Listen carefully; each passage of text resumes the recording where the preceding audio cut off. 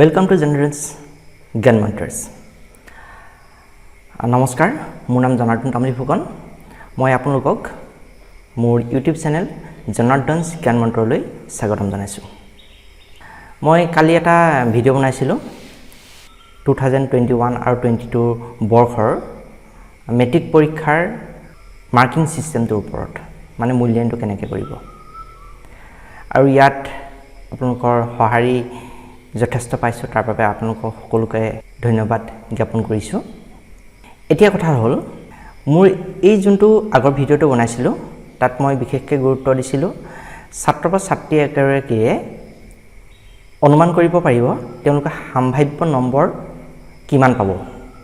matric পৰীক্ষাত তাৰ বাবে যোনটো সিস্টেম দিছিলে তাৰ মই দুটা পদ্ধতি উল্লেখ কৰি তাৰ ওপৰত মাৰ্কিং সিস্টেমটো ব্যাখ্যা কৰিবলৈ চেষ্টা কৰিছিলো যদি আপোনালোকে এতিয়াও চোৱা নাই হেতু আপোনালোকে চাই ল'ব তেতিয়া সেই ভিডিঅ'টো যদি আপোনালোকে চাই তেনেহলে আমাৰ বৰ্তমানৰ মেট্ৰিক পৰীক্ষা যোনটো ইভালুৱেশ্যন সিস্টেম দিছে মানে মাৰ্কিং সিস্টেম দিছে হেতু অতি সহজে বুজি পাব আৰু তাত মই এটা ফৰ্মেটো উপলব্ধ কৰিছিলো ডেসক্ৰিপচন বক্সত অসমৰ বহুত ঠাইৰ পৰা হেখন বিচাৰি মোলৈ মেছেজো কৰিছে আৰু মই তেওঁলোকক উপলব্ধ কৰাইছো আপোনালোকে হেখনো তাৰ ডেসক্ৰিপচন বক্সত গৈ পেলাই আপোনালোকে চাব পাৰিব আৰু তাৰ কাৰণে ৰিকুৱেষ্ট পঠাব পাৰিব তাৰ আগতে যেনবা মই আপোনালোকৰ ৰিকুৱেষ্ট এটা কৰিছো যদি আপোনালোকে এতিয়াও মোৰ ইউটিউব চেনেলটো সাবস্ক্ৰাইব কৰা নাই সাবস্ক্ৰাইব কৰি ল'ব আৰু মোৰ ভিডিঅ'বোৰ যদি ভাল পাইছে তেনেহলে লাইক আৰু শেয়াৰ কৰিবলৈ নাপাহৰিব আগৰ যোনটো ভিডিঅ' বনাইছিলো তাত মই বিশেষকৈ কেইটামান কথা উল্লেখ কৰিছিলো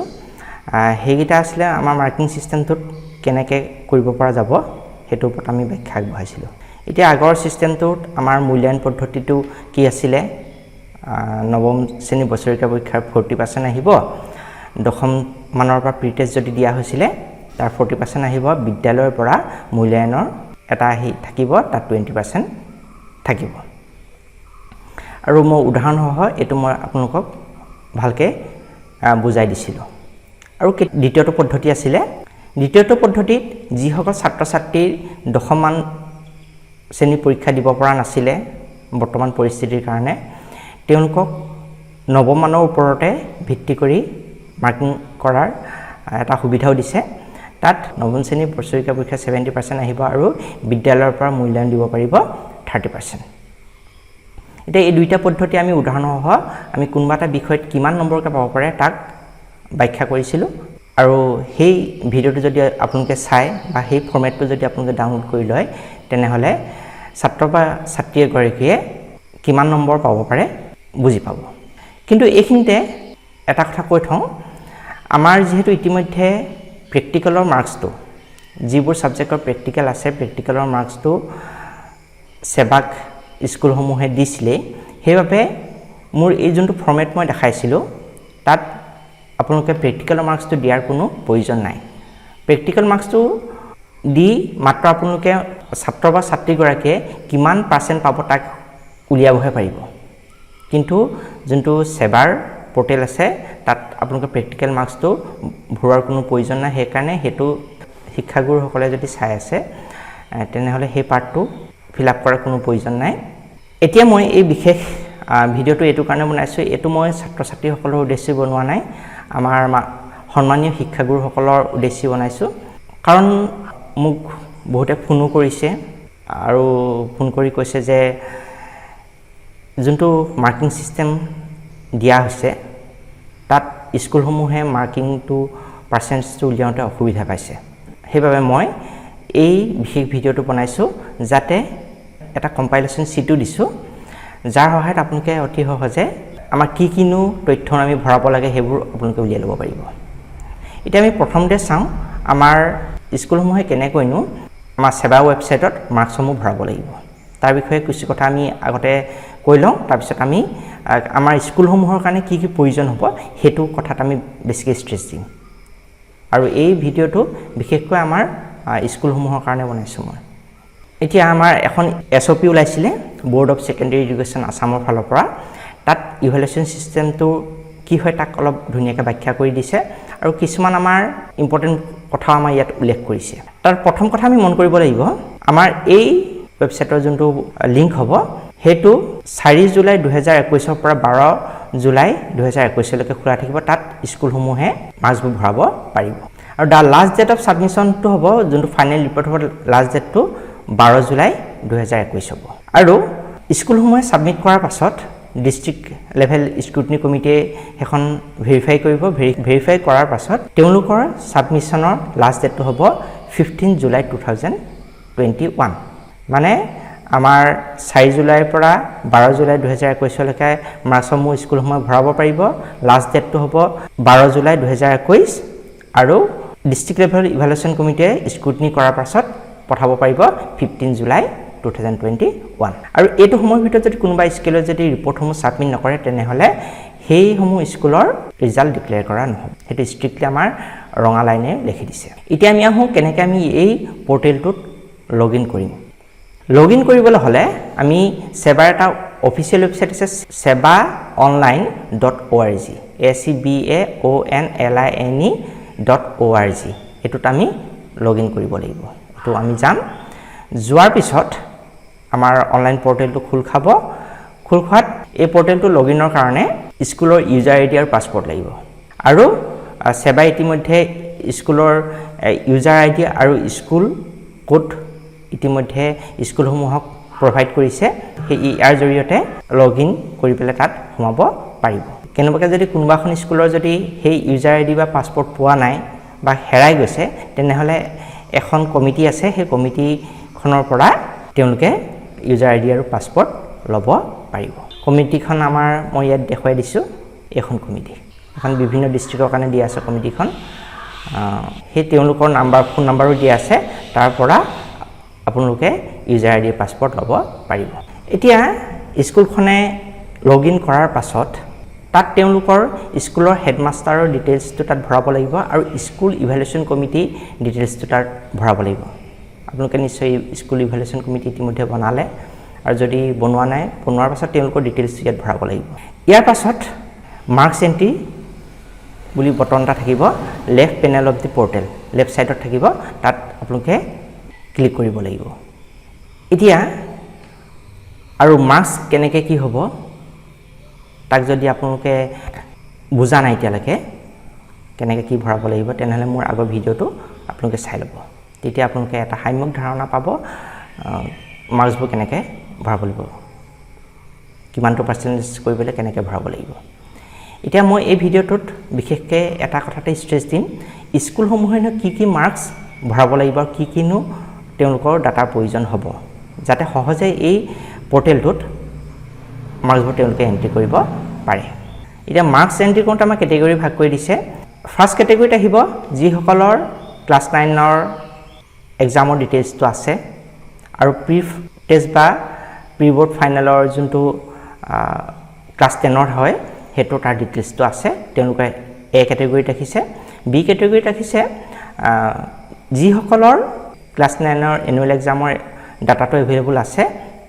ক্লাছ 10ৰ নাই আৰু সি কেটেগৰী ৰাখিছে কেতিয়াবা এনেকুৱা হয় কিছুমান স্কুলৰ পৰা বেলেগখন স্কুললৈ ছাত্ৰ-ছাত্ৰী মাইগ্ৰেশ্যন হয় তেনেকুৱা স্কুলবোৰে সেই আগৰ যোনখন স্কুল আছে তেওঁলোকৰ পৰা 9ৰ ডাটাটো কালেক্ট কৰি ল'ব লাগিব এইখিনিয়ে কথা তাৰপিছত কি কৰিব লাগিব যেতিয়া আমি মাৰ্কছ এন্ট্ৰি পেজত স্কুলখনৰ যিসকল ষ্টুডেণ্ট আছে তেওঁলোকৰ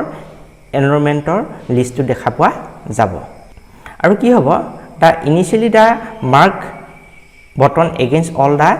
student will be displayed in blue colour প্ৰতিজন ষ্টুডেণ্টৰ এগেইনষ্টত এটা বটন থাকিব মাৰ্কছ বুলি তাত হেতু ব্লু কালাৰ হৈ থাকিব আৰু সেই ব্লু কালাৰৰ বটনটো টিপিয়ে তেওঁলোকৰ মাৰ্কছবোৰ এন্ট্ৰি কৰিব পৰা যাব once the marks are entered successfully for a candidate the bottom marks will be displayed in green color যেতিয়া ছাত্ৰ-ছাত্ৰীসকলৰ মাৰ্কছবোৰ ভৰাই দিয়া হ'ব তেতিয়া তেওঁলোকৰ যোনটো এগেইনষ্টত থকা বটন আছে হেতু গ্ৰীণ কালাৰ হৈ পৰিব প্ৰথমতে ব্লু কালাৰ থাকিব পিছত গ্ৰীণ কালাৰ হৈ যাব এতিয়া ষ্টুডেণ্টে যদি মাৰ্কছ ভৰাবলৈ হয় তেতিয়া মাৰ্কছ বটনটো ক্লিক কৰিব লাগিব আৰু তেওঁলোকৰ মাৰ্কছবোৰ এগেইনষ্টত বিভিন্ন আইকন আহিব তাত ভৰাব লাগিব on click of the marks button one pop up screen mark entry screen এখন এপিয়াৰ হ'ব আৰু তাতে পাৰ্টিকুলাৰ ষ্টুডেণ্টজনৰ মাৰ্কছবোৰ এণ্ট্ৰি কৰিব লাগিব আৰু তেওঁলোকৰ যিবোৰ ডাটা আছে সেইবোৰৰ ওপৰত ডিপেণ্ড কৰি পেলাই মাৰ্কছবোৰ ভৰাব পাৰিব আৰু আপোনালোকে যদি এতিয়াও মোৰ আগৰ ভিডিঅ'টো চোৱা নাই তেনেহ'লে মই আকৌ ৰিকুৱেষ্ট কৰিম আপোনালোকে যদি আগৰ ভিডিঅ'টো চাই তেনেহ'লে ছাত্ৰ বা ছাত্ৰী এগৰাকীৰ মাৰ্কিং ছিষ্টেমটো আপোনালোকে অতি সহজে বুজি পাব ইয়াত আমাৰ কেটেগৰী এ যিখিনি ষ্টুডেণ্টৰ কথা কৈছিলোঁ তেওঁলোকৰ ক্লাছ 9ৰ এনুৱেল এক্সামৰ মাৰ্কছটো ভৰাব লাগিব আৰু ক্লাছ 10ৰ প্ৰি বৰ্ডৰ এক্সামৰ মাৰ্কছটো ভৰাব লাগিব আৰু তাৰ কাৰণে আপোনালোকে তাৰ এগেইনষ্টত থকা আইকনত ইয়েছ বা নো আপোনালোকে কৰিব লাগিব যদি সেইবোৰ ডাটা এভেইলেবল আছে তেনেহ'লে ইয়েছ কৰিব এভেইলেবল নাথাকিলে নো কৰিব এইখিনিতে এটা বিশেষ কথা in the marks entry screen please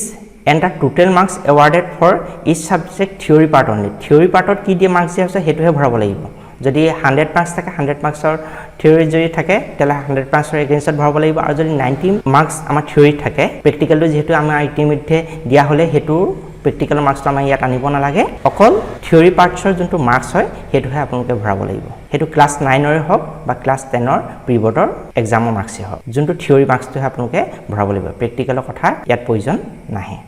এতিয়া স্কুলখনৰ সুবিধাৰ কাৰণে কি মাৰ্কছ আমাৰ ভৰাব লাগিব কেনেকৈ ভৰাব লাগিব সেইখিনি মই ইয়াত এই বিশেষ ভিডিঅ'টোত আলোচনা কৰিম আগতে মই দেখুৱাইছিলোঁ মই ইয়াত অকণমান ইয়াৰ ভিডিঅ'টো প্লে কৰাই দিম সেই ভিডিঅ'টোত কেনেকৈ কোনো এটা ছাবজেক্টৰ প্ৰেক্টিকেল থাকিলে মাৰ্কছবোৰ কেনেকৈ দিব লাগে প্ৰেক্টিকেল নাথাকিলে কেনেকৈ মাৰ্কছ দিব লাগে সেইটো আলোচনা কৰিছিলোঁ ভিডিঅ' ঠিক আছে আমি এটা উদাহৰণো চাই যাম উদাহৰণ চাই আমি এইখিনি বুজি গৈ থাকিম ইয়াত চাওক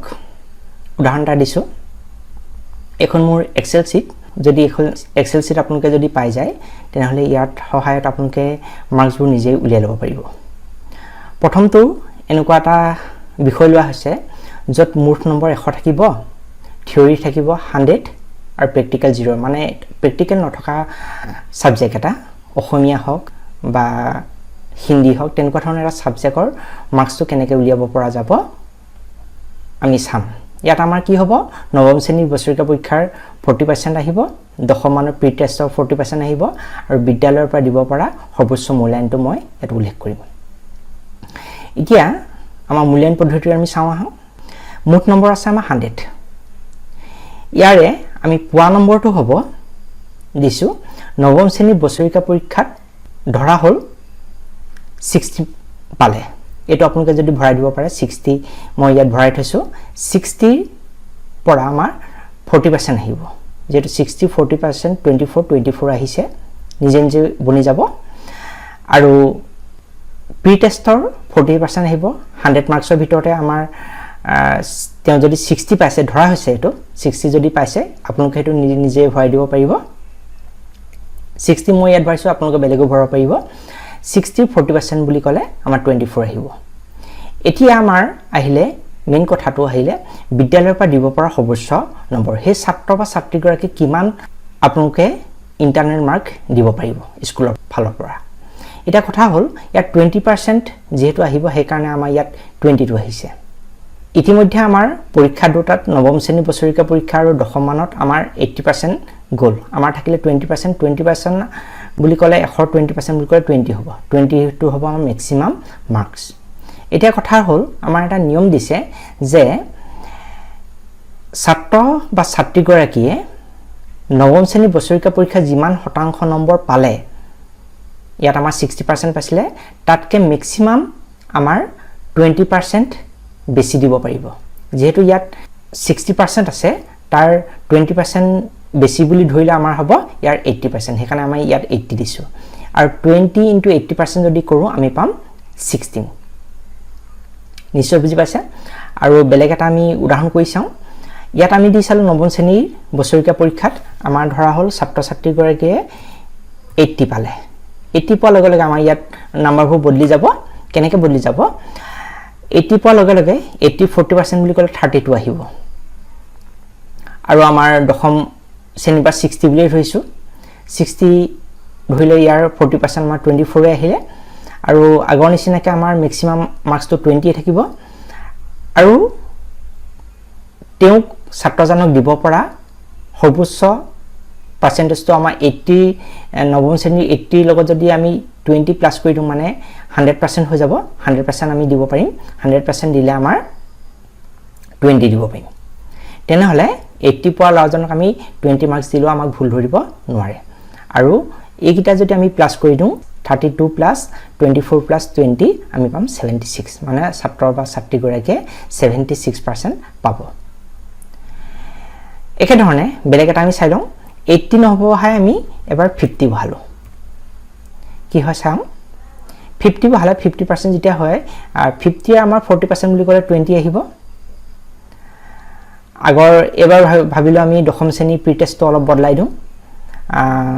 এটো ধৰি আমি 70 দিলো 70 দিলে 70 40% বুলি ক'লে আমাৰ 28 আহিব 28 দেখিছে আৰু আমাৰ maximum marks to আমাৰ internal marks 20 থাকিব এতিয়া আমাৰ ইয়াতে 70% টো কভাৰ আহিছে যেহেতু 9 অৰ 50% পাইছে তাক আমি 20% বেছি দিব পাৰিম মানে 50 plus 20 মানে হল 70% আৰু 70% যদি আমি তাক দিও ছাত্ৰ বা ছাত্ৰী গৰাকী তে 20 into 70% হ'ব আমাৰ 14 মানে maximum তেও আমি 14 দিব পাৰিম আৰু তেতিয়া তেও মুঠ মাৰ্কস তো হ'ব 62 20 plus 28 plus 14 মানে 20 plus 28 plus 14 হ'ব আমাৰ 62 এতিয়া এই মই ইয়াত লিখি দিছো fill in the green cells of the above table to get the result আমি এই green cell গিটাত আমি মার্কস ভৰাই আমাৰ ইয়াৰ পাৰ্সেন্টেজ তো আমি উলিয়াই লব পাৰিম নিশ্চয় বুজি পাইছে এতিয়া আমি বেলেগ এটা উদাহৰণ চাওঁ এটো উদাহৰণ আছিল আমাৰ ছাত্ৰজনৰ যদি প্ৰ্যাকটিক্যাল যোনটো বিষয় আছে তাত যদি প্ৰ্যাকটিক্যাল মাৰ্কস নাথাকে আৰু মুঠ নম্বৰটো 100 হয় এতিয়া বেলেগ এটা উদাহৰণ চাওঁ ইয়াত কি হৈছে এটো উদাহৰণত আমাৰ ছাত্ৰজনৰ এটা বিষয়ত পোৱা নম্বৰসমূহ এনে ধৰণৰ হ'ব মুঠ নম্বৰ আমাৰ 100 আছে তাত থিওৰি 90 আছে প্ৰ্যাকটিক্যাল 10 আছে যেনে আমাৰ প্ৰ্যাকটিক্যাল থকা সাবজেক্ট সায়েন্স হক ম্যাথছ হক বা ইংলিশ হক এইগিটাত আমাৰ প্ৰ্যাকটিক্যাল মাৰ্কস থাকে 10 মাৰ্কস আৰু থিওৰিত আমাৰ 90 থাকে হেকানে টোটাল হ'ব আমাৰ 100 এতিয়া ইয়াৰ মূল্যায়ন পদ্ধতিটো কেনেকুৱা ধৰণৰ হ'ব চাওঁ নৱম শ্ৰেণীত আমাৰ বছৰিকা পৰীক্ষা 40% আহিব দশম শ্ৰেণীৰ প্ৰি টেষ্টত 40% আহিব বিদ্যালয়ৰ পৰা দিব পৰা সৰ্বোচ্চ মূল্যায়ন তাৰপা 20% আহিব আৰু প্ৰ্যাকটিক্যাল 10 যেটো অলৰেডি সাবমিটেড টু সেবা তাৰ 100% আহিব যেটো ইতিমধ্যে সেবাক আমাৰ স্কুলৰ ফালৰ পৰা সাবমিট কৰা হৈ গল হেতু তেওঁলোকৰ ফালত ইতিমধ্যে আছে তাৰ পৰা তেও 10ৰ ভিতৰত নম্বৰটো থাকিব এতিয়া নৱম শ্ৰেণী ইয়াত প্ৰ্যাকটিক্যাল যেহেতু আছে নৱম শ্ৰেণী আমাৰ থিওৰি মাৰ্কস তো আমাৰ ভাবল দিছে এতিয়া আমি চাওঁ মুঠ নম্বৰটো 90 নৱম শ্ৰেণী যদি 90 আছে 90 ভিতৰত ধৰা হল তেও 80 পালে 80 ৰ আমাৰ 40% আহিব 80 40% মানে হল 32 দশমমান শ্ৰেণীত প্ৰি টেষ্টৰ 90 ভিতৰত তেও জানবা পালে 82 পালে তেও আহি যাব 40% 82 যদি 40% কৰা হয় 32.80 ইয়াৰ পিছত চালো আমাৰ 20% বুলি ক'লে আমাৰ 90 20% বুলি ক'লে 18 হয় এটো 18 টো বুজি পাইছানে 90 আমাৰ ফুল মাৰ্কস বুলি ধৰিছো 90 যদি আমি 20% আমাৰ স্কুলৰ ফালৰ পৰা দিব পাৰিম 90 যদি 20% হয় আমাৰ 18 হয় এটা 18 টো হ'ব ইয়াৰ ফুল মাৰ্কস আৰু ছাত্ৰ বা ছাত্ৰী গৰাকীক দিব পৰা সৰ্বোচ্চ মানে ভেৰিয়েচন যোনটো হ'ব হেতু আমাৰ 9 ৰ পাৰ্চেন্টেজতকে 20% আমি দিব বেছিকে দিব পাৰিম এতিয়া 90 ভিতৰত যদি 80 পায় তাৰ পাৰ্চেন্টেজটো ঠিক এনেকুৱা ধৰণৰ হ'ব তাৰ পাৰ্চেন্টেজটো আমাৰ হ'ব আপোনালোকে ক্যালকুলেটৰ মাৰি চাব পাৰে 80 by 90 into 100 আমাৰ 88% হ'ব তাৰ মানে আমাৰ 88% হলে তাৰ আমি 28% বেছিকে দিলে আমাৰ 100 ৰ ওপৰ হৈ যায় কিন্তু 100 ৰ ওপৰটো আমাৰ দিব নোৱাৰো হেকানে আমাৰ হেতু ম্যাক্সিমাম 100% লৈ গুছি যাব পাৰিম এতিয়া 100% যদি দিয়া হয় 18 ৰ 100% কলে আমাৰ ম্যাক্সিমাম তেও 18 এ দিব পাৰিম ছাত্ৰ বা ছাত্ৰী গৰাকী আৰু ইয়াত আমি দি থৈছো 10 ভিতৰত ধৰা হল তেও ছাত্ৰ বা ছাত্ৰীগৰাকীক 9 মাৰ্কছ দিয়া হ'ল তা 9 মাৰ্কছ দিলে তাৰ 100% আহিব 9 মাৰ্কছে আহিব এতিয়া যদি আমি মুঠ নম্বৰটো চাম মুঠ প্ৰাপ্ত নম্বৰটো চাম তেতিয়ালে হ'ব 32 plus 32.80 18 plus 9 আৰু আমি পাম 92 এটো হ'ব ছাত্ৰ বা ছাত্ৰীগৰাকী মুঠ মাৰ্কছ ইয়াত আমাৰ প্ৰেক্টিকেল মাৰ্কছও এড হৈ গৈছে মানে 100 ৰ ভিতৰত আমি 92 বা ছোৱালীজনে পাব এটো হল আমাৰ ছাত্ৰ বা ছাত্ৰীগৰাকীয়ে যদি প্ৰেক্টিকেল থাকে মানে প্ৰেক্টিকেল যদি 10 মাৰ্কছ থাকে থিওৰি যদি 90 থাকে তেনেহলে পোৱা নম্বৰটো হল এইখিনি টাইম মই এটা আপোনালোকক ৰিকুৱেষ্ট কৰিছো মই এই ভিডিওটো ছাত্ৰ ছাত্ৰীসকলে উদ্দেশ্যে বনাইছো লগতে মই শিক্ষাগুৰুসকলে ইয়াৰ পৰা উপকৃত হ'ব পাৰিব বুলি ভাবিছো আৰু এই ভিডিওটো যদি আপোনালোকে ভাল পায় তেনেহলে প্লিজ লাইক কৰি দিব শেয়াৰ কৰি দিব যাতে অসমৰ সকলোৱে ইয়াৰ পৰা কিবা হলো কিবা এটা উপকৃত হ'ব পাৰে তাকে মই ৰিকুৱেষ্ট কৰিছো আৰু মোৰ ইউটিউব চেনেল জনাৰ্দনছ জ্ঞান মন্ত্ৰ সাবস্ক্ৰাইব কৰি ল'ব এতিয়া নেক্সট আমি বেলেগ এটা পদ্ধতি চাম নেক্সট আমি চাম মেট্ৰিকৰ পৰীক্ষা মূল্যায়ন পদ্ধতিটো এনেকুৱা কেতিয়াবা হ'ব পাৰে ছাত্ৰ বা ছাত্ৰীগৰাকী ক্লাছ 10 ৰ আমাৰ প্ৰি টেষ্টটো নিদিলে বা বহুত স্কুলে প্ৰি টেষ্ট ল'ব পৰা নাই আমাৰ কোভিড পৰিস্থিতিৰ কাৰণে তেনেকুৱা ক্ষেত্ৰত আমাৰ এই পদ্ধতিটো ইউজ কৰা হ'ব ইয়াত নৱম শ্ৰেণী বছৰিকা পৰীক্ষাৰ পৰা 70% লোৱা হ'ব আৰু বিদ্যালয়ৰ পৰা মূল্যাংকন 30% দিয়া হ'ব ইয়াত বিদ্যালয়ৰ 30% থাকিব আৰু নৱম শ্ৰেণী বছৰিকা পৰীক্ষাৰ পৰা 70% দিব পৰা যাব এতিয়া আমি স্কুলখনৰ সুবিধাৰ কাৰণে এই যেহেতু ভিডিওটো বনাইছো তেলে স্কুলৰ কি কি ডাটা প্ৰয়োজন হ'ব যদি আমি সেইখিনি উলিয়াই লওঁ তেনেহলে আমাৰ অতি সহজে মাৰ্কছখিনি ভৰাত মাৰ্কছখিনি অতি সহজে আমি পোৰ্টেলটোত লগে লগে এন্ট্ৰি কৰিব পাৰিম খুব সহজে এন্ট্ৰি কৰিব পাৰিম আমাৰ খুব বেছি এটা ষ্টুডেন্টৰ কাৰণে যদি নেটৱৰ্ক ভাল থাকে 2 বা 3 মিনিটৰ ভিতৰত এন্ট্ৰি কৰি দিব পাৰিম কিন্তু মাৰ্কছখিনি আমাৰ প্ৰয়োজন হ'ব হে কি মাৰ্কছৰ প্ৰয়োজন হ'ব এই বিশেষ ভিডিওটো আমি আলোচনা কৰিছো ইয়াত মই এখন কম্পাইলেচন শীট বনাইছো আপোনালোকে নিশ্চয় দেখিছে ইয়াত মই নেম ৰোল নাম্বাৰ আপোনালোকে ৰেকৰ্ডৰ কাৰণে ৰাখি থবৰ কাৰণে সুবিধাৰ কাৰণে মই তো ভৰাবলৈ সুবিধা দি দিছো এই শীটখনত ইয়াত আমাৰ কিছুমান আইকন থাকিব সাবজেক্ট দিছো আমি দুটা ফৰমেট বনাই থৈছো যিসকলৰ ইলেক্টিভ সাবজেক্টত 90 মাৰ্কছ থাকে তেওঁলোকৰ কাৰণে এটা বেলেগ ফৰমেট বনাইছো আৰু যিসকলৰ প্ৰেক্টিকেল মাৰ্কছ নাথাকে তেওঁলোকৰ কাৰণেও এটা বেলেগ ফৰমেট বনাইছো ইলেক্টিভ মাৰ্কছ যদি 100 নাথাকে তেওঁলোকৰ কাৰণে এটা বেলেগ ফৰমেট বনাইছো ইয়াত আমি প্ৰধান যিকিটা বিষয় আছে সেইকিটা আলোচনা কৰিছো আৰু যদি আপোনালোকে ভাল পায় কমেন্ট কৰে তেনেহলে মই সকলোৰে কাৰণে ফাকে এটা ফৰমেটো বনাই দিম এতিয়া মই হেতু কিন্তু বনোৱা নাই এতিয়া মই মাত্ৰ আমাৰ জেনেৰেলি যিবোৰ স্কুলত সাবজেক্ট থাকে Assamese English social science general maths geography advance maths তেনেকুৱা ধৰণৰ সাবজেক্টবোৰ থকা স্কুলবোৰৰ কাৰণে হেতু ভিডিওটো বনাইছো ইয়াত মাৰ্কছ ভৰাবলৈ আমি সুবিধা কেটামান দিছো এক্সাম কি দিয়া আছে আমাৰ দিয়া আছে ক্লাছ 9 আছে ক্লাছ 10 আছে ম্যাক্সিমাম অ্যাসেসমেন্ট ফ্ৰম স্কুল এটা কথা মন কৰিব এটো যে ম্যাক্সিমাম অ্যাসেসমেন্ট ফ্ৰম স্কুল যে দিছে ইয়াত আমি ম্যাক্সিমাম নাম্বাৰটোকে বেছি ভৰাব নাই তাতকে কিন্তু কম ভৰাব পাৰিম তাত আমাৰ আপত্তি নাই হেতু আপোনালোকে কনফিউজন নকৰিব ম্যাক্সিমাম অ্যাসেসমেন্ট যোনটো স্কুলৰ থাকিব তাত আমি তাতকে বেছি ভৰাব নাই তাতকে কিন্তু কম ভৰাব পাৰিম হেকাৰণে স্কুলসকলে হেতু গুৰুত্ব দিব ছাত্ৰ ছাত্ৰী এগৰাকীয়ে কিমান পোৱা যোগ্য হেতু মতে আপোনালোকে মাৰ্কছটো দিব আৰু কিমান পাৰ্চেন্টকে দিব হেতু আমি ইতিমধ্যে আগৰ ভিডিওটোৰ আলোচনা কৰিছিল এতিয়া মই এই ফৰমেটটো কেনেকৈ কাম কৰিব হেতু দেখাই আছো এটা আমাৰ মাৰ্কছ অবটেইন কৰিবলৈ আমাৰ জায়গা দিছো এই যোনটো সেল দেখিছে তাত মাৰ্কছ অবটেইন মানে ক্লাছ 9 ত ফাইনেলৰ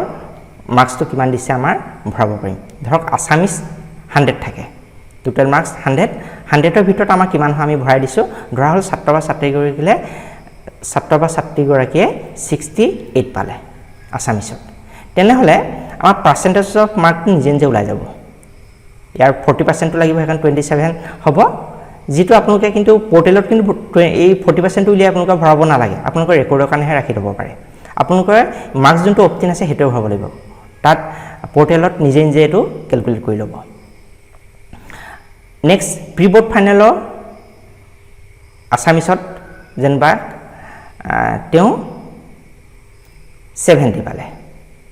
তেতিয়া হলে ইয়াৰ ক্যালকুলেটটো নিজে নিজে হ'ব পাৰ্সেন্টেজটো হৈ পৰিব 28 70 40% হ'ব 28 নেক্সট এটা আপোনালোকে আইকনটা দেখা পাব এসেসমেন্ট ফ্ৰম স্কুল ইয়াত আমাৰ 17.6 দেখাইছে 17.6 টো এটা কৰ পৰা আহিলে তাক বুজিবলৈ হলে আপোনালোকে মোৰ আগৰ ভিডিওটো চাই ল'ব আৰু যদি ইয়াতো মই অকমানকে থুলমুলকে কৰিছো ইয়াত এই 17.6 টো আহিছে আমাৰ যোনটো ক্লাস 9 ৰ एग्जाम পালে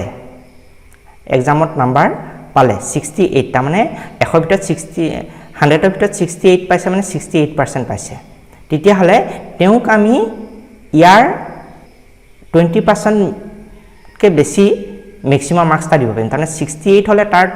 20 যদি আমি প্লাস কৰো আমাৰ এটো হৈ যাব কিমান 88 মানে 88% আমি বেছি দিব পাৰিম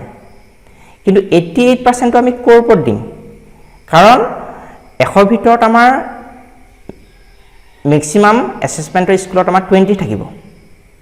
মানে এটো 20 নম্বৰ আমাৰ হাতত আছে হে 20 নম্বৰক আমি 88% কৰিম আৰু 20 নম্বৰ যদি আমি আপোনালোকে ক্যালকুলেটৰ মাৰি চাব পাৰে 20 যদি 88% কৰা হয় তেতিয়া হলে আমি 17.6 পাম এটা 17.6 টো আমি ফৰমেটটো এনেকুৱাকে বনাই দিছো মাৰ্কস টু বি এন্টাৰ্ড আমাৰ হেতু অটোমেটিকলি 17.6 হৈ নাথাকিলে 18 হ'ব তাৰমানে আমি পোৰ্টেলত আমি 18 ভৰাব পাৰিম নিশ্চয় কথাটো বুজি পাইছে এইটোৱে হল আমাৰ স্কুলসমূহে উলিয়াই ল'ব লগিয়া ডাটা কাৰণ বাকিবোৰ আমাৰ নম্বৰ আমি ডাইৰেক্ট ভৰাব পাৰিম ক্লাস 9 ৰ হক 10 ৰ হক মাৰ্ক যেটা আমি পোৰ্টেলত ডাইৰেক্ট ভৰালে হল তাত আমাৰ পাৰ্সেন্টেজ উলিয়া কোনো প্ৰয়োজন নাই ইয়াত মাত্ৰ আমাৰ প্ৰয়োজনীয় বস্তুটো হল ম্যাক্সিমাম এসেসমেন্ট কিমান কৰিব পৰা যাব এতিয়া হে ছাত্ৰ ছাত্ৰী গৰাকী যদি 68 পাইছে তেও ম্যাক্সিমাম 18 নম্বৰ দিব পাৰিব মানে 20 নম্বৰ আমাৰ হাতত আছে 20 নম্বৰ ভিতৰত 18 নম্বৰ দিব পাৰিব 18 কে কিন্তু বেছি দিব নোৱাৰিব কম দিব পাৰিব হেতু আপত্তি নাই তেও 16 17 দিব পাৰিব আপত্তি নাই কিন্তু 18 কে বেছি দিব নোৱাৰিব হেতু কথা কিন্তু আমি জানি ল'ব লাগিব আৰু এই ফৰমেটটোত ভৰালে আপোনালোকে হেতু কথা আমি গম পাই যাব আৰু স্কুলে ডিসাইড কৰিব কিমান হে ছাত্ৰ ছাত্ৰী গৰাকী দিব কিন্তু 18 কে বেছি দিব নোৱাৰিব হেতু কথা মন ৰাখিব লাগে নিশ্চয় বুজি পাইছে এটো হল আমাৰ আসামিছৰ দেখালো আমাৰ 100 মাৰ্কস থকা পেপাৰখনত নেক্সট চাও আমাৰ ইংলিশত আমাৰ 90 থাকে তেতিয়া হলে 90 যদি থাকে আমাৰ ক্লাস 9 ত ধৰা হল তেও পালে 50 হলে 50 আমাৰ 40% হ'ব 20 টিকু আপোনালোকে ৰেকৰ্ডৰ কাৰণে ৰাখি থব এটো আপোনালোকে ইয়াত ভৰাবলৈ দৰকাৰ নাই নেক্সট ক্লাস 10 ত যেনবা তেও পালে 62 তেতিয়া হলে তাৰ 40% হ'ব 25 এতিয়া 9 ত যেহেতু 50 পালে তেতিয়া ইয়াৰ পাৰ্সেন্টেজটো কিমান হ'ব আমাৰ 9 ত যদি 90 ভিতৰত 50 পাইছে তেনেহলে তাৰ পাৰ্সেন্টেজটো ঠিক হ'ব আমাৰ মই ক্যালকুলেটৰ মাৰি কৈ দিছো 50 ডিভাইডেড বাই 90 into 100% মানে আমাৰ হ'ব 55.55 তেনেকুৱা হ'ব 55.55 হ'ব অৰ্থাৎ আমি স্কুলৰ পৰা তেওক যোনটো স্কুলৰ পৰা মাৰ্কস দিয়া থাকিব তাত 55.55 লগত যদি আমি 20 প্লাস কৰোঁ মানে আমাৰ হ'ব 75.55% লৈকে তেওঁক দিব পাৰিম এতিয়া কথাটো হ'ল কিমান মাৰ্কছৰ আমি 77.55 দিব পাৰিম 77.5 আমি কিমান পাৰ্চেন্টৰ ভিতৰ কিমান নম্বৰৰ ভিতৰ দিব পাৰিম এতিয়া যেহেতু আগৰটোত আছিল আমাৰ ফুল মাৰ্কছ আমাৰ 100 আছিল তাত আমাৰ স্কুলৰ হাতত 20 মাৰ্কছ আছিল তাৰ ভিতৰত আমাৰ এটো 88% দিছিল কিন্তু এবাৰ যেহেতু আমাৰ থিওৰি মাৰ্কছটো 90 হয় তেতিয়াহলে আমাৰ হাতত তাত 20% বুলি ক'লে 90 যদি 20% হয় তেতিয়াহলে হেতু হ'ব আমাৰ 18 তাৰ মানে ম্যাক্সিমাম 18 দিব পাৰি 90 ভিতৰত 18 মানে স্কুলখনৰ হাতত আছে কিন্তু হে ছাত্ৰ বা ছাত্ৰীগৰাকী আমি 18 দিব নোৱাৰিম 18 ৰ কি কৰিব লাগিব আমাৰ ইয়াৰ যেহেতু 50 to 90 ভিতৰত পাইছিলে হেকাৰণে আমাৰ এটো 55.55 হৈছে তাতকৈ আমি 20% টা বেছি দিব পাৰিম ধৰক 75.5% টা তেওঁক বেছিকে দিব পাৰিম 75.5 টো কাৰ দিম স্কুলৰ হাতত থকা নম্বৰ 18 নম্বৰ ভিতৰত মানে 18 ৰ ভিতৰত এটা 18 ৰ যদি 75.5 কৰা হয় তেনেহলে পাম আমি 13.6 আৰু হেটো ৰাউন্ড আপ কৰি পেলাই আমাৰ 14 হৈ যাব আপাৰ লিমিটলৈ লগলে হল 14 হ'ব তেতিয়াহলে আমাৰ ক্লাস 9 ৰ কাৰণে ছাত্ৰ বা ছাত্ৰী গৰাকীৰ ভৰাবলগীয়া নম্বৰটো হল 9 ৰ কাৰণে আমি 50 ভৰাম 10 ৰ কাৰণে 62 ভৰাম আৰু স্কুলৰ এসেসমেন্টৰ কাৰণে আমি 14 ভৰাম এই মাৰ্কসটো আমি লিখি থৈ দিব পাৰিম তেতিয়া আমি যেতিয়া পোৰ্টেলটো খুলিম এই মাৰ্কসটো সাবজেক্ট এগেইনষ্টত আমি এইটা মাৰ্কস ভালে এই তিনটা মাৰ্কস ভালে আমাৰ হৈ যাব তেনেকৈ সোশ্যাল সায়েন্সত আমাৰ 90 আছে 90 ভিতৰত তেওঁ পালে ধৰা 70 পালে তেতিয়াহলে 70 আমাৰ 40% টো অটোমেটিকলি সিস্টেমে ক্যালকুলেশন কৰিব 28 বুলি 10 ত পালে যেনবা 68 68 ৰ 40% টো 27 বুলি ক্যালকুলেট কৰিব আকৌ আগৰ ধৰণৰে আমাৰ সোশ্যাল সায়েন্সত যেহেতু 90 মাৰ্কস থাকে আমাৰ ইয়াত প্ৰ্যাকটিক্যাল 10 নম্বৰ থাকে সেই 10 নম্বৰটো ইতিমধ্যে স্কুলে সাবমিট কৰিলে তাত আমাৰ কৰিবলগীয়া একো নাই আমাৰ এই 90 ভিতৰত স্কুলৰ হাতত থকা নম্বৰটো হল 18 90 20% বুলি ক'লে আমাৰ 18 হ'ব 18 আমাৰ স্কুলৰ হাতত আছে 18 ৰ কিমান পাৰ্চেন্ট আমি ম্যাক্সিমাম দিব পাৰিম যেহেতু 70 পাইছে 90 ভিতৰত 70 পাইছে তেতিয়া 90 ভিতৰত যদি 70 পাইছে তেনেহলে পাৰ্চেন্টেজটো হ'ব আপোনালোকে ক্যালকুলেট কৰি চাব পাৰে 77.77 মানে 70 টু যদি 90 ভিতৰত পায় তেনেহলে তেওঁৰ পাৰ্চেন্টেজটো হ'ব 77.7% তেতিয়াহলে তাত 20% আমাৰ এক্সট্ৰাকে দিব পাৰিম হেতু হল 97.7 এতিয়া আমাৰ কি কাম কৰিব লাগিব আমাৰ স্কুলৰ হাতত থকা নম্বৰটো হল 18 90 ভিতৰত 18 আছে তাৰ ভিতৰত 97.7% যদি দিয়া হয় 17.6 অৰ্থাৎ প্ৰায় 18 দিব পাৰিম আমি 18 নম্বৰ টেপ দিব পাৰিম বুজি পাইছে না আমি 18 ভিতৰত তেওঁ 18 দিব পাৰিম স্কুল হাতত থকা নম্বৰ তেনেকৈ জেনাৰেল সায়েন্সত 90 আছে আমি 9 মাৰ্কসটো ভৰাইলো ৰহল 60 হলে তাৰ 40% অটোমেটিকলি আমাৰ সিস্টেমত ক্যালকুলেশন হ'ব 24 বুলি 10 ৰ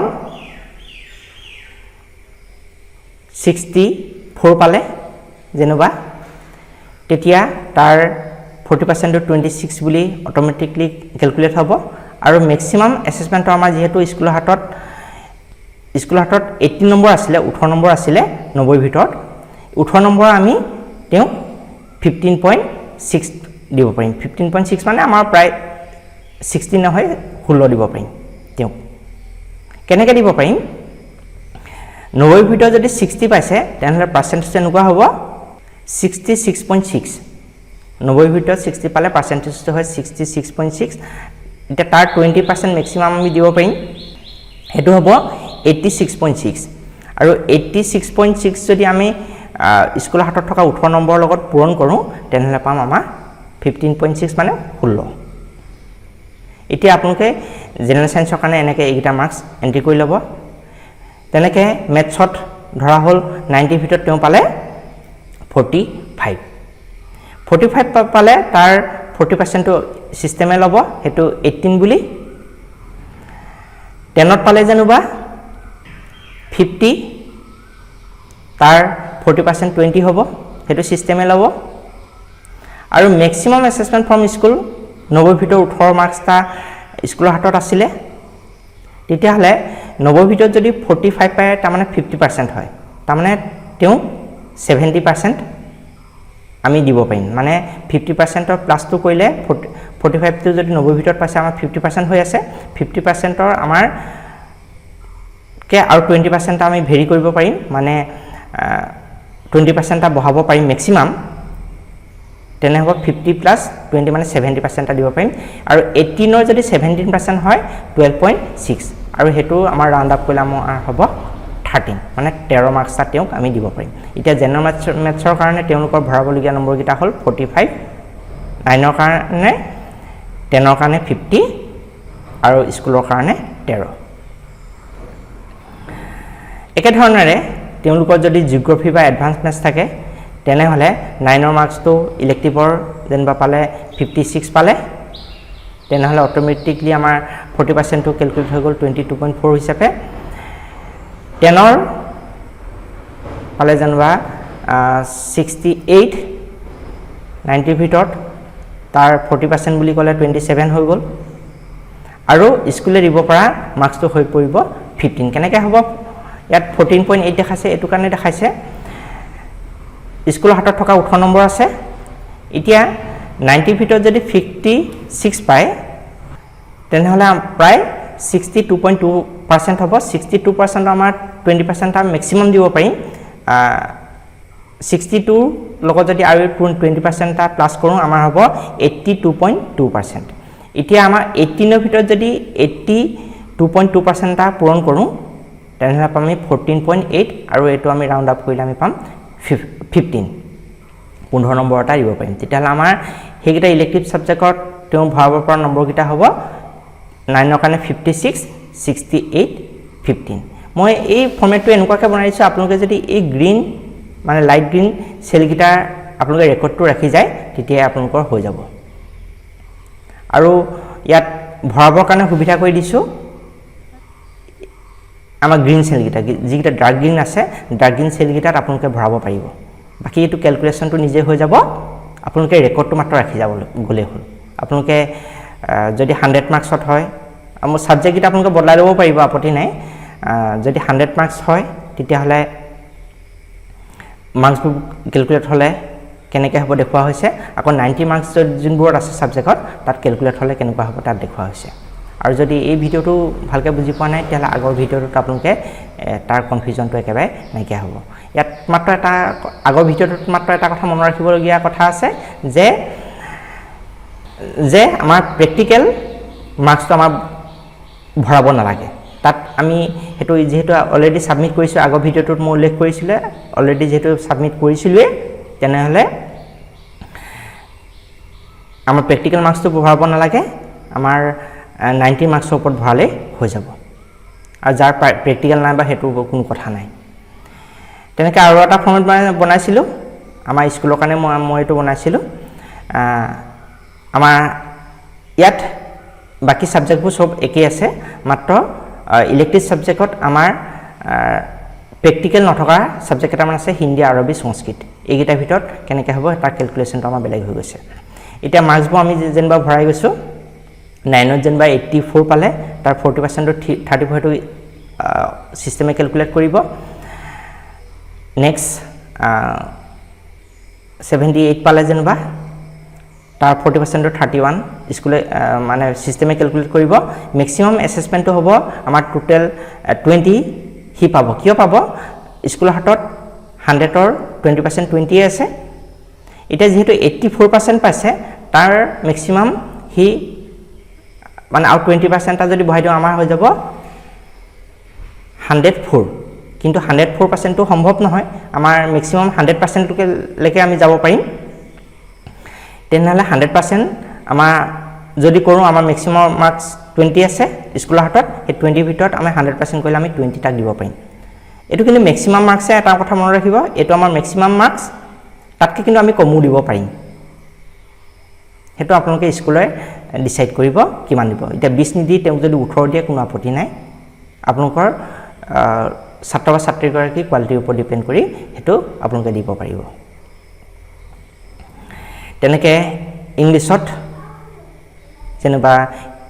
82 পালে তেনেহলে পাৰ্চেন্টেজ আমাৰ এনেকৈ ক্যালকুলেট হৈ যাব 79 পালে 10ত ক্যালকুলেট এনেকৈ হৈ যাব ম্যাক্সিমাম অ্যাসেসমেন্টটো আমাৰ ওলাই যাব তেওঁ যদি 82 পাইছে 9ত তেওঁ ম্যাক্সিমাম 18 ভিতৰ 18 দিব পাৰিব তাৰমানে 100% ওপৰ তো হ'ব নোৱাৰে 100% হৈ যাব তেনেহলে আপুনি 18 ভিতৰ 18 দিব পাৰিব সোশ্যাল সায়েন্সত যেনিবা তেওঁ 79 পালে তাৰ 40% টো ক্যালকুলেট হৈ গৈছে 10 ৰ 80 পালে 40% টো 32 হ'ব 79 আৰু 80 40% টো 32 ক্যালকুলেট কৰিব পৰা যাব আৰু ম্যাক্সিমাম অ্যাসেসমেন্ট তেওঁ 18 দিব পাৰিব যেটো 79 পাইছিলে 90 ভিতৰত যেটো 79 পাইছে তেওঁ ম্যাক্সিমাম 18 দিব পাৰিব তাতকৈ কম দিলে আপত্তি নাই কিন্তু 18 তকৈ বেছি দিব নোৱাৰিব হেতু কথা মনত ৰাখিলে হ'ল এতিয়া তেনেকৈ আমাৰ জেনেৰেল সায়েন্সটো মাৰ্কসিটা ভৰাই দিছো যেনবা ক্যালকুলেট হৈ গৈছে এইটা নিশ্চয় বুজাবলৈ দৰকাৰ নাই মেথছও যেনবা দি দিছো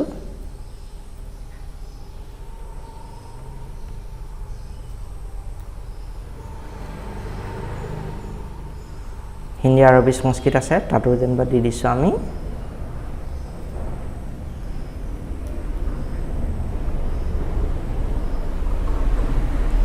এতিয়া লগতে আমাৰ ইয়াত আইকনটাও দেখাইছো ইয়াত আমাৰ হেতু আপোনালোকৰ সিস্টেমটো ভৰাবলৈ দৰকাৰ নাই আপোনালোকে জাস্ট ৰেকৰ্ডৰ কাৰণে চাব পাৰে আমাৰ গ্ৰেণ্ড টোটেলটো 560 হৈ আছে কেনেকৈ 560 হৈ আছে 100 90 90 90 90 100 টোটেল 560 ভিতৰত 432 পাব মানে এটো আপোনালোকৰ ইনে জাস্ট ৰেকৰ্ডৰ কাৰণে ৰাখিব পাৰে বেলেগ আমাৰ প্ৰয়োজন নাই আমাৰ প্ৰয়োজনীয় কথা হ'ল আমাৰ এই লাইট গ্ৰীন কালাৰ যিখিনি মাৰ্কস আমাৰ থাকিব হেখিনি আমি এন্ট্ৰি কৰিবলগীয়া কাৰণে আমাৰ ৰেকৰ্ডৰ ৰাখি থলে হৈ গল বাকি আমাৰ 40% নালাগে 40% যি কিটা আছে 40% আমাৰ কোনো প্ৰয়োজন নাই মাত্ৰ আপোনালোকে এটা চাব পাৰে ছাত্ৰ বা ছাত্ৰীগৰাকীয়ে ৰঙা যেটো ঘৰ দেখিছে সেই ঘৰটো চাই পেলাই আপোনালোকে ডিসাইড কৰিব পাৰে গম পাব পাৰে যে ছাত্ৰ ছাত্ৰীগৰাকীয়ে পাছ কৰিব নে নকৰে তাৰ পাৰ্চেন্টেজটো কিমান হ'ব পাৰে আৰু এই মাৰ্কিং সিস্টেমটো আৰু যদি বেছি ভালকৈ বুজিবলৈ বিচাৰে তেনেহলে মোৰ আগৰ ভিডিওটো চাওক তেনেহলে তাত বুজি পাই যাব তাত মাত্ৰ আপোনালোকে প্ৰেক্টিকেলৰ মাৰ্কসটো চাবলৈ কোনো প্ৰয়োজন নাই তেনেহলে আজিলৈ ইমানে আপোনালোকে যদি ভাল পাইছে মোৰ ভিডিওটো শেয়াৰ কৰি দিব আৰু মোক কমেন্ট এটা দিবলৈ নাপাহৰিব ধন্যবাদ